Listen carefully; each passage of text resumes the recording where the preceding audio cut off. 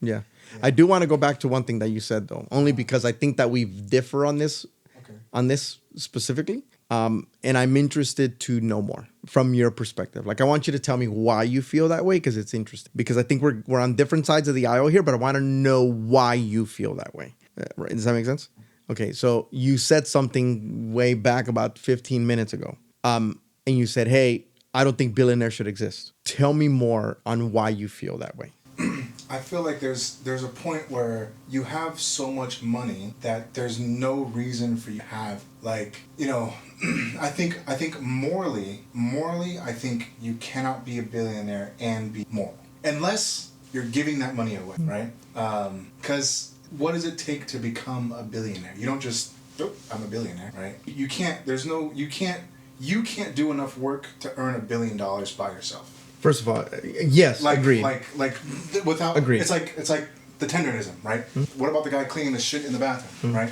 So there's probably a little more like nuance to it when it comes down to like everything, right? But I think if you're making $1 billion, if you have anyone in your company making under the average of middle class, then you shouldn't be a billionaire, right? If you're making this amount because of your companies, and there's somebody making $14 an hour, then, like, you know, what are we doing here, right? Like, why do you have $1 billion? Why are you paying yourself this much? Like, you just don't need $1 billion, right? I know this is like, you know, we live in a capitalist society, whatever, blah, blah, blah. But it's like, you could live off a couple $100 million.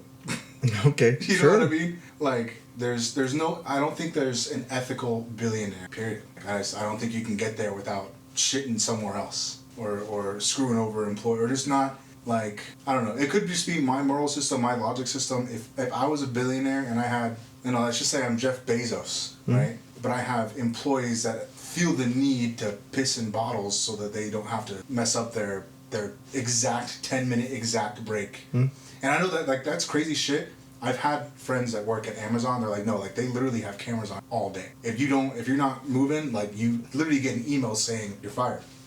Like, crazy. That's true. So I feel like, and I'll come back to that, but go ahead. If you're a billionaire, you have a responsibility to the people that have made you a billion to help you get to that, to not have them live in any sort of poverty. Because it's like, the number of $1 billion is so big, you can trickle that down a little bit. You don't need $1 billion to survive, right? And I know there's a liquid billion, and then there's like assets and da-da-da, and this and that and whatever. But I don't know, the idea really formed throughout, like, COVID, right? Where it's like, they earned X amount billion over this time where everyone else was, like, their businesses were failing, right? Or people were, like, getting fired or like, let go from their jobs and all this kind of stuff, where it's like, but they were able to capitalize, make this much money, but then they have a warehouse worker making $16 an hour, slaving away, you know what I mean? It's just like, that's too... The disparity's too big. If you said he makes 500 million, still pretty big, still a lot, but it's like, okay, you know, I guess you could get their deals, maybe, you know, I think $1 billion's too much. I think Elon getting close to $1 trillion is evil. He'll be the first trillionaire. I think there's no way that you can get to that dollar amount without fucking over, like, tons of people. Why do you think that? Because you just have, like, I don't even, like, how do you have that $1 trillion is so much, like, almost an incomprehensible number. I think you can stack $1 trillion and go past the moon or something. It's like, it's a lot of money. I just think it's like, it's just more money than you would ever need. You could spend $10 million a day and still a billionaire, you know? It's like, who makes $10 million in their lifetime? I don't know. I just think it's like, but my concepts come from just an accumulation of a lot of different things. I'd have to tell you so many things to help you, like, fully understand, like, what I mean. But one thing that made it really clear for me was Elon saying, I could cure world hunger with whatever, 8 billion or whatever, I forget what the number. And it's like, well, could he do it alone? Sure. But it's like, okay, we have X amount of billionaires in the world. If they each gave a certain amount, it's like, okay, we could get rid of world hunger, rid of just poverty in general, just get rid of it. But if you had $1 billion, would you not give a large portion of that to charity? Obviously, like, if if let's just take everything we've talked about today. You have wealth. You have everything you need. So you don't need more. Let's just say magic genie. All of a sudden, you have $1 billion. I feel like you, as a moral person, would give some of that to, I don't know, a charity in need. Let's just say you make $1 billion a year. That's now your salary. You couldn't give enough away. You couldn't give enough of it away to like make yourself broke ever. Really, like that's a lot. It's a lot to spend. But how many billionaires are changing the world? How many of them are just sitting? Okay. You know what I mean? I don't know. There's so much nuance here. I'm just trying to understand. I'm trying to find a way to explain. I'm trying to understand. Yeah, like I wouldn't want to be a billionaire. I'd be a millionaire. I'd be 100 millionaire. Why not? Why not? Because I think it's immoral to have that much money. Because you don't need that much money. Yeah, but you can easily fix that, right? How? Because you're quote unquote moral. So if you had $1 billion, it didn't matter what you have. If your idea and you attach your identity of being moral to the fact that you are willing to share that wealth, then you're better off being a billionaire and then taking that billion and just giving it away. Like if you truly want to help the masses and you are quote unquote moral, I'm not saying you're not. I'm just saying I'm taking your argument and I'm going to steelman it. If you really care about people that much and you're really that moral, then you would want to be a billionaire because then you could just take that billion and give it away to charity or whoever you want, or go across America and hand every homeless person $100,000 if you wanted to, and you would have the capacity to do that. So why not do that? I mean, yeah, I feel like I'd have to pay to do it. That defeats the whole purpose of being a billionaire at that point. I know that, like, but now you're talking like a billionaire. Right. Yeah, but you don't want to be. Because there's just not that's too big of a number to like. That's so much to deal with. I just took your number. No. I know. That's like if all of a sudden, boom, I have $1 billion.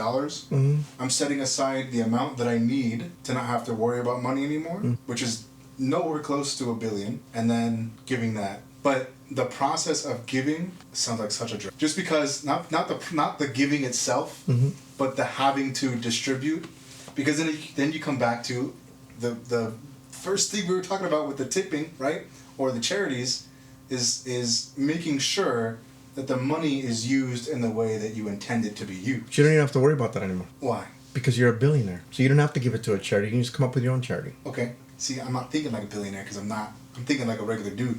Okay, I guess that makes sense. Yeah. So I just solved your problem. Be a billionaire and go open up a charity of your own and take that billion, put it in the charity, and give it away. And all of a sudden, you are a true humanitarian. Not bad. What are we going to So, okay. Where's the Elon Musk? So am I ready for my end, my perspective? Yeah. Because you were trying really hard there. You were trying really hard. Okay. So a couple things, okay? And I am certainly not a billionaire. I will say in the next few years, one of my companies is going to be worth triple digits, plus. Couple things.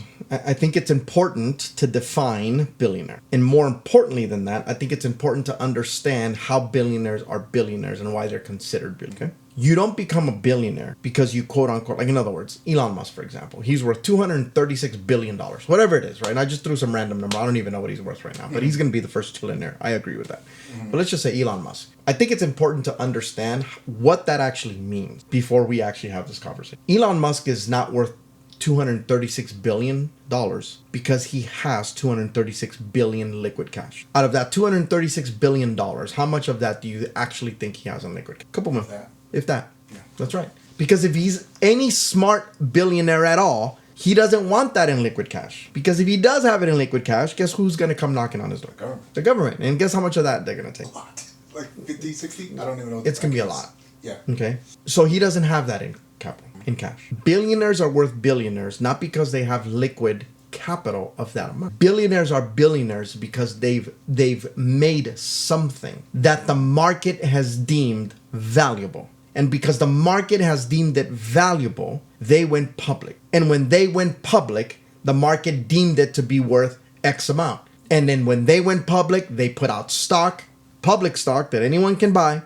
And that public decided what that stock was worth based on how many people bought that stock. and what the IPO looked like and whether the IPO hit and didn't hit, blah, blah, blah, blah, blah. And when that IPO went out and when people decided, hey, I like this guy and I like this Tesla dude and this guy's crazy, but he's building something that I like, and everyone went out and rushed and bought the stock, that pushed the IPO up, that pushed the value of the stock up. And before you know it, he's got X amount of stock in a publicly traded company, in a company that he owns 12% in, and all of a sudden Tesla is worth $30 billion or whatever that is. And he owns 8% or 12% of that. Does that make sense? So he's a billionaire, as is Jeff Bezos, and I'm not defending the morality of billionaires yet. And I'm not going to probably defend very much their morality because I don't know these people personally. So I cannot possibly tell you how moral Elon Musk is. I cannot tell you how moral personally Jeff Bezos is or Mark Zuckerberg or any of those guys because I don't know them, right? Like, if I wanted to know if they were moral personally, I'd take them out to dinner and I'd want all their wife and their kids to come with them. And I would see how they interact with their wife, their kids, the waiters. That would tell me who the character of a person is, right? Because I am a true believer that money doesn't change you. Money just accentuates who you actually really are. So if you are a horrible person that don't give a shit about people and you're poor, you're still a horrible person that doesn't give a shit about people. And that person becomes a billionaire. Guess what? Now they are just a horrible, shitty person that doesn't give a shit about people, but they're a billionaire that is a horrible person. You know what I mean? Like it just makes you a bigger person of that. Right. Does that make sense? Yeah. So, and the reality is that these guys are so guarded that you can't technically, really, truthfully say how morally compassed they are. Like, what is the North Star? Unless you really know them, you've met them, you've mingled with them, you've known their wives, you know their kids. You know what I mean? Mm-hmm. Like, so I'm not going to speak too much on the moral. Although all I will say about that is that most of these billionaires are already giving billions to charity. Most of them are. Now, does that make them moral? No. Doesn't make them moral. So I'm not defending their morality. What I am defending is their ability to use the system, their ability to use capitalism, and their ability to do the things that no one else is willing to do to get to where they are today, to be able to be worth what they're worth today. That is the right that I'm defending. Because if we don't defend that, Rich, then we should all just go to Venezuela where everybody ends up being in the same boat. Then let's just go to Venezuela, right? We don't need capitalism at that point, right? At that point, what we are saying generally is that it doesn't matter how good you are, how bad you are, doesn't matter how much more you want to work, how much less you want to work, doesn't matter whether your skill set is better, whether your skill set is worse. We want everyone to end up at the exact same place. We want that to be regulated. Well, if we want everyone to be in the exact same place and we want everyone to be regulated, that's called socialism and communism. And that generally doesn't work. There's a particular reason that people that live in those countries don't like those countries and they come here, right? Because here, anyone has the ability to, period. Example, I'll take the Amazon worker. Hey, I don't think it's okay that Jeff Bezos is worth billions and there's people that work at Amazon that are pissing in a bottle because they're on cameras and when you're not moving, you get fired, yada, yada, yada. That is what you said, right? I'm not debating that that's true. And I'm not even questioning whether that's right, wrong, moral, or immoral. Here's all I am going to tell you. We live in a free capitalist nation. So the question I'm going to ask is, does that person pissing in a water bottle, right? Does that person pissing in a water bottle at an Amazon distribution center, are they being forced to work there? So if you don't like pissing in a water bottle and you don't like being on camera and you don't like being fired when you're not moving, just quit. Why don't they quit and leave? Do they not have the option to do that? No, I mean, yeah. Is anyone keeping them there? Is anyone telling them they got to work there? Do they know ahead of time when they get the job that that is the way it is? You don't think they're told, like, this is the way we operate? Probably not the piss, but yeah, yeah. You don't think they're told when they're rich, they're told. So if you don't like the rules of that business, I'm not asking you to like the rules. Then don't like them. Then don't work there. Why take the job? Well, I need the job. I need to make money. Then you know the rules. If you don't like the rules of that business, yet you need that job to make money, then you should probably be doing something on the side to get yourself in a better position so you don't have to take the job. Because you also have the ability to do that. No one is stopping you. No one is going to tell you don't learn the skill set. No one is going to tell you don't go do that. No one is going to tell you don't work a side hustle. No one is going to tell you get 4 hours of sleep instead of 8 hours of sleep. Work all night and learn how to do social media or digital advertising or Google ads or launch a SaaS. You have people have every tool available at their disposal at this point in time. Would you not agree with that? To literally do whatever they want to do. Yes or no? Okay, then.